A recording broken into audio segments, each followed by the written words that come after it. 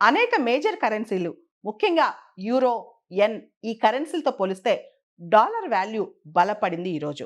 దానికి ప్రధానమైన కారణం యూరోపియన్ యూనియన్‌కి, అమెరికాకి మధ్య ట్రేడ్ అగ్రీమెంట్ కుదరటమే.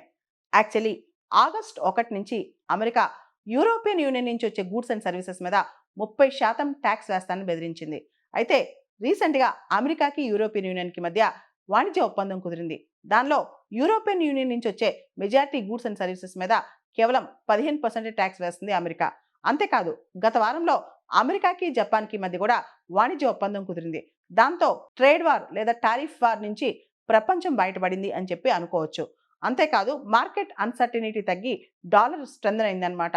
అంతేకాదు మేజర్ కరెన్సీస్ అయిన యూరో, యెన్‌తో పోలిస్తే డాలర్ స్టేబుల్ అయింది. డాలర్ స్ట్రెంథెన్ కూడా అయిందనమాట. అండ్ ఇప్పుడు అమెరికా, చైనా మధ్య కూడా వాణిజ్య చర్చలు జరుగుతున్నాయి కాబట్టి చైనాతో కూడా ఒక మంచి డీల్ బయటకొచ్చే అవకాశం ఉందని చెప్పి మార్కెట్స్ భావిస్తున్నాయన్నమాట. దాంతో ఇప్పుడు డాలర్ విలువ పెరిగింది. డాలర్ విలువ స్టేబుల్ అయింది.